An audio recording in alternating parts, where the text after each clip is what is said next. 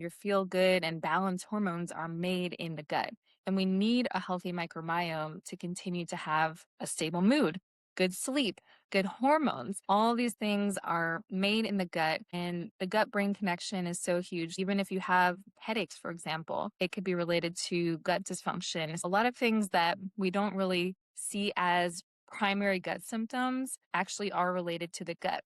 I see so many clients, even on a weekly basis, who don't have primary gut symptoms, but we do a stool test. I like to do a stool microbiome test to see what's going on there. What is the level of inflammation there? What are your good probiotic organisms? Do you have all of those, or are we missing some? What probiotics do we need? All these questions can be answered by stool testing, and then we can figure out, okay, this was probably related to your insomnia, or even your issues with weight fluctuations or not able to lose weight or things like that can be related just to the gut. So the gut really rules it all. And it's really important to know the status of your gut and also to take care of it.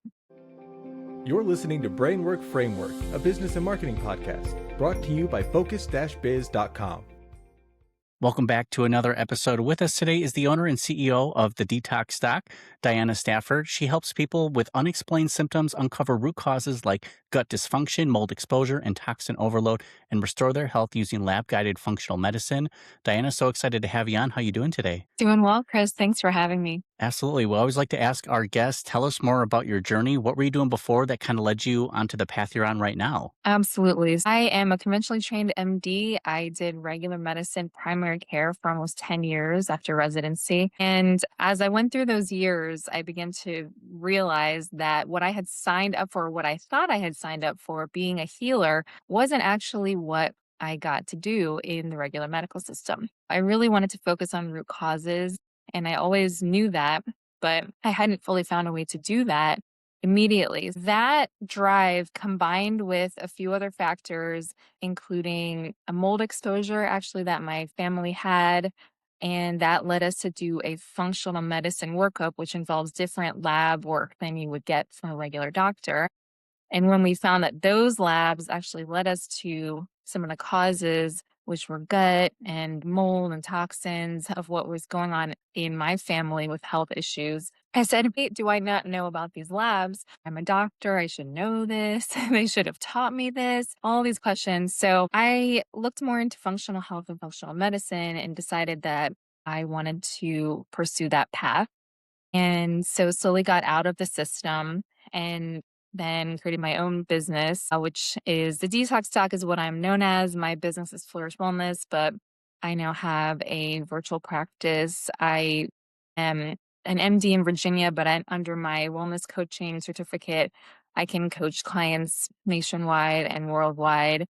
And I did the mold literate practitioner certification and pursued some other functional health courses so that I could fully help people with root cause healing. Long story short, it was root cause medicine, what I had always really wanted to do, but I just had to get there via practicing regular medicine for a few years. No, absolutely. That is an incredible journey.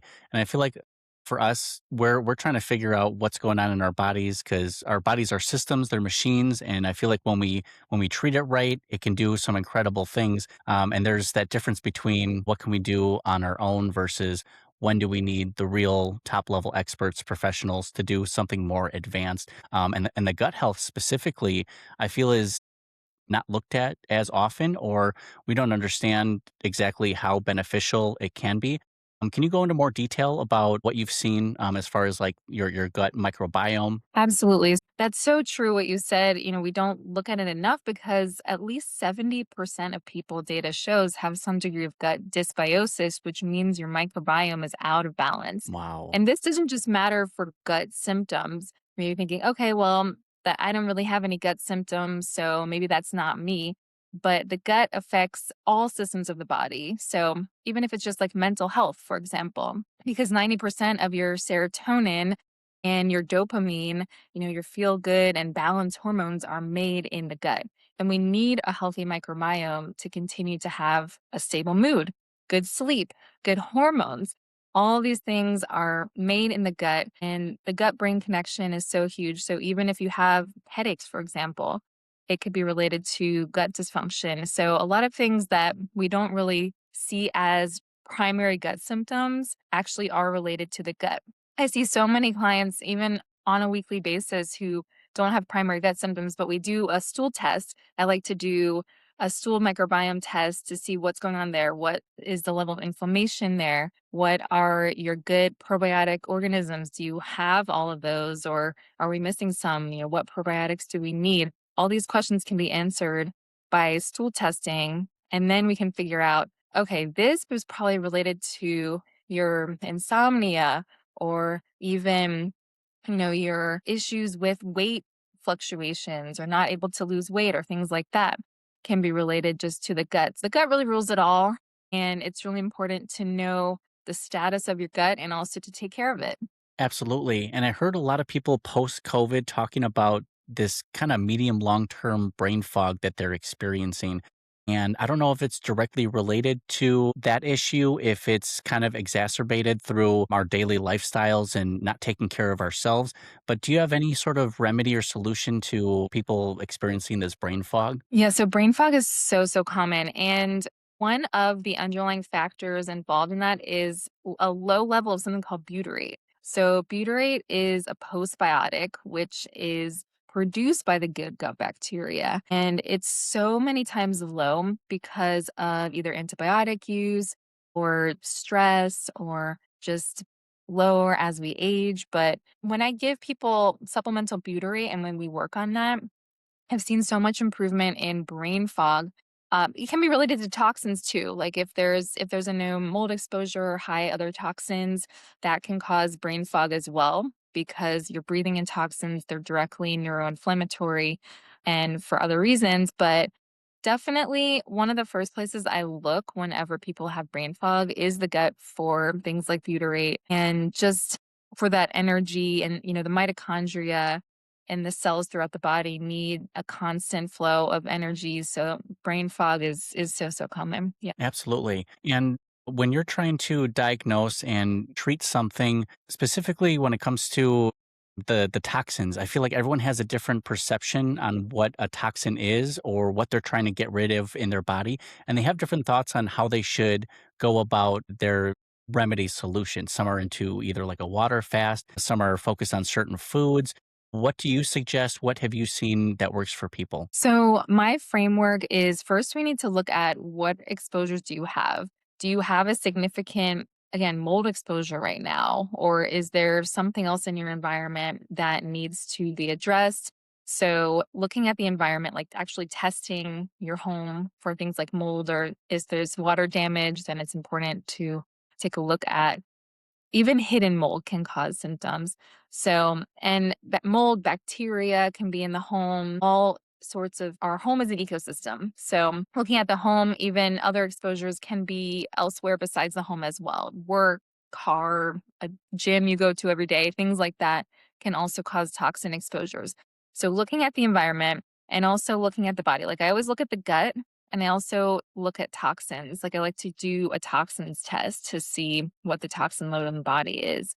There's a variety of different ways to look at them, and there's not a test that shows your toxin load exactly in the body because we'd have to do a biopsy for that, and we don't do that. But an easy test for it is a urine mycotoxins test. Mycotoxins are mold toxins made by molds. So that's an easy way to see what toxins your body's trying to get rid of right now for mold. And if there's a concern for heavy metals, someone has a lot of mercury fillings or things like that, then we can also test for those toxins in the urine. And then I also like to test the mitochondria and cellular health using an oat test, which is organic acid test. That's also a urine test. We do these at home labs for environment, for the body, and then we figure out a strategy on how we can reduce the toxin load if that's a main driver, or help the immune system, because really what happens if there's a lot of toxin exposure is that the immune system gets dysregulated. So it can be suppressed, like you can start getting sick all the time because your immune system can't fight off infections, or it can also be revved up where you just feel tired but tired and all of these different symptoms. So the immune system is just dysregulated. It's not regulating properly. You're not fighting off infection. So then we figure out what are the primary driving forces behind that. And then we minimize exposure. We make sure that your general health, things like regular bowel movements and daily movement, exercise if possible, hydration, all of these things that we think, oh, yeah, that's nice. But we have to go back to basics sometimes too, figuring out and making sure those things are dialed in and then doing targeted supplements to go ahead and fix that, as well as a dietary and lifestyle regimen. Diet is so important for healing. It is definitely the unsung hero. Absolutely. And I totally agree as an uneducated person who is not trained in the medical field. I'm always amazed at our bodies and what they can do to heal themselves when we're providing it the right fuel and resources and nutrients. Are there specific types of people that you work with? Either they're going through certain symptoms or they work in certain fields that you kind of help them through their process? Yes, I work with people from all spheres. I would say a lot of people who are just feeling foggy and don't know why. Unexplained symptoms is the biggest field, that sphere of people that I see, or people who have seen doctors in regular medicine and realize that they are not going to help them really with gut health and also with environmental illness. I'm not talking about allergy, right? Because that's when you hear toxins or mold and you go to a regular doctor, you're going to get referred to an allergist or maybe ENT, and they'll do what is within their practice scope, which is going to be figuring out whether you're allergic to certain toxins, mold, and others,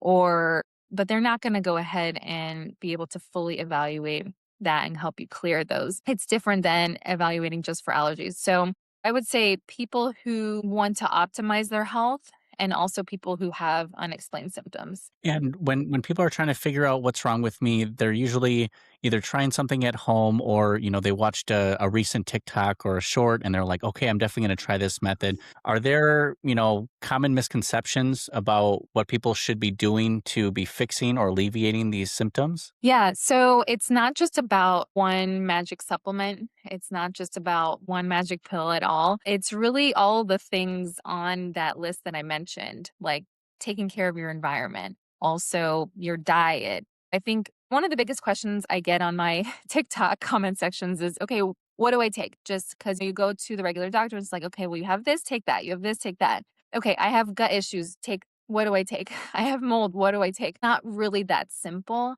as we might like it to be. But that's my job to figure out what maybe 6 things you need to take with this kind of dietary regimen, because it's not even the same dietary regimen for each person, right? Because healing diets do have broad strokes that are similar. For example, low in added sugars, low in processed foods, and then just healthy whole foods, things like that.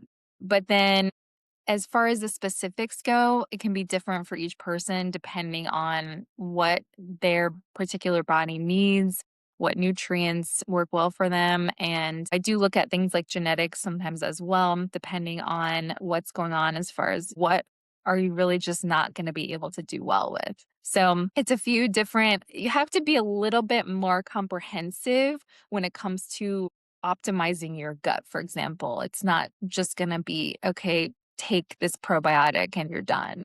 Right. You can't just simply hand over like a templated framework and say this works for everybody. It's almost like this is a good foundation, but your specific case is going to depend on what you're working with. Exactly. I do have, right, some foundational protocol sheets with the caveat that we do have to dial in. It's kind of that 80-20, right? Like we need to, this is kind of broad strokes what will help most people.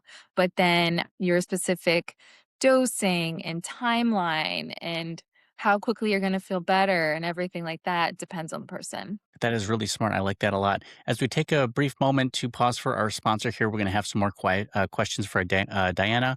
Wanted to welcome all of our guests to check out the notes and comment section here to find the Growth Engine Blueprint. This is how I built 6 and 7 figure businesses by attracting, nurturing, converting, and amplifying clients for businesses.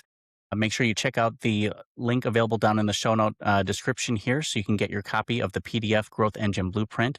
Diana, wanted to ask you, now that you're back, I'm going to have some questions, but first I want to ask, where can people find you and connect with you online? Thanks. I am at drstafford.com with the doctor spelled out. And then I am the Detox doc on all platforms. I have 4 published books now on Amazon. The Inner Journey, Candida Detox, Conquering Mold, and How to Beat Crohn's. So we just wrote a book on Crohn's disease as well. Wow, that is wonderful. And we will have those links available down in the show notes and the description as well. You have the 4 books out. A couple are kind of like the general, but the two you really go into specifics there, because it kind of advances on.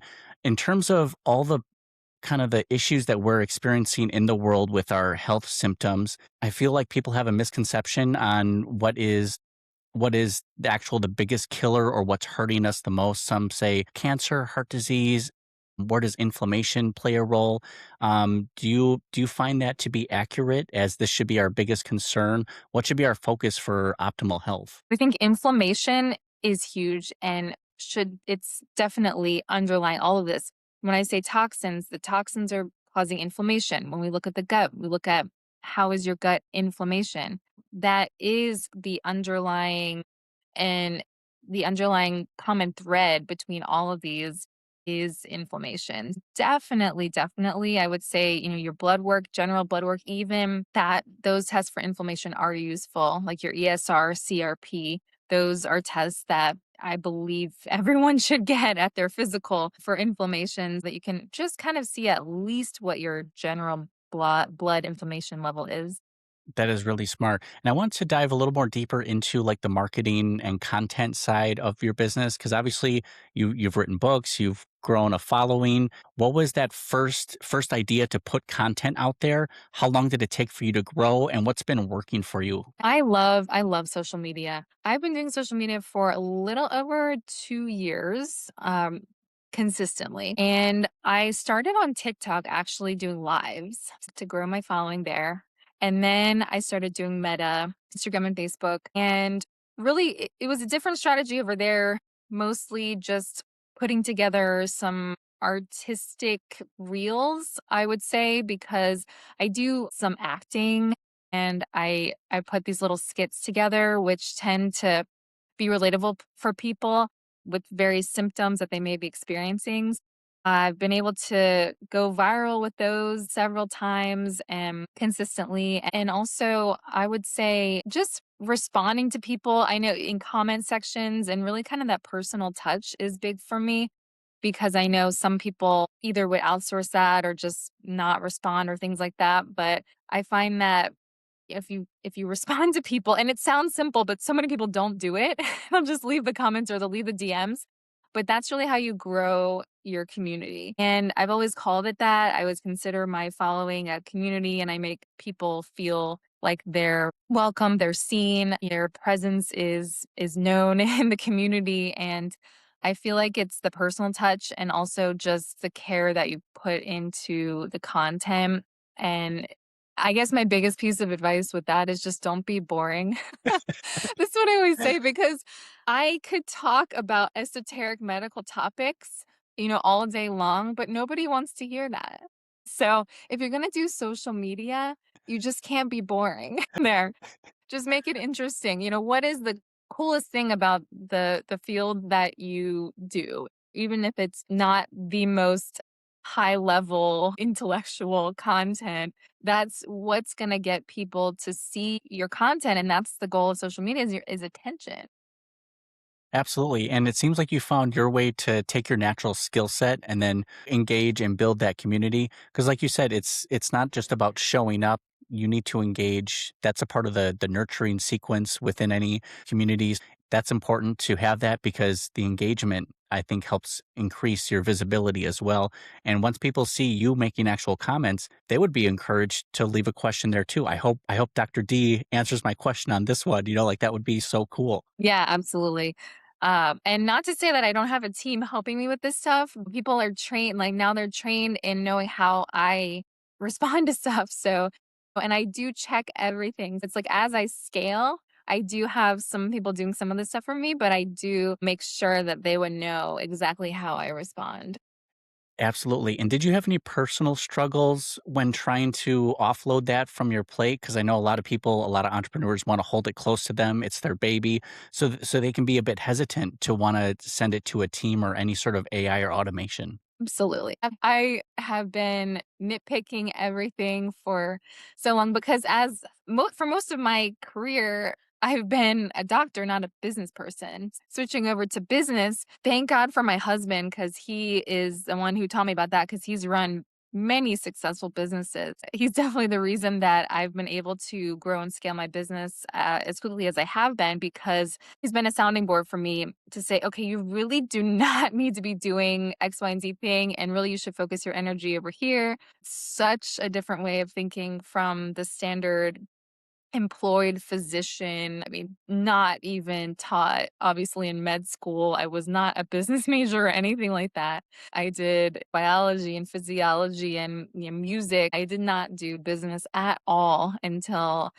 I was a business owner and just kind of jumped right in. It's for sure, for sure. It's a big deal to entrust people to be partly your voice. Absolutely. And what are you looking forward to most now for 2026? You've already written the books. I'm sure you're doing speaking and conferences. You're doing the content. Do you have anything new or exciting lined up for 2026? Yes, well, definitely just scaling and reaching more people and building systems so that my team is growing and we're going to be helping more and more people through either some group programs or some other ideas that we have. Just continuing to scale. Yes, I'm speaking at a couple conferences coming up. So lots of exciting things happening in 2026. That is all very exciting. Diana, I wanted to thank you again for coming onto our podcast here.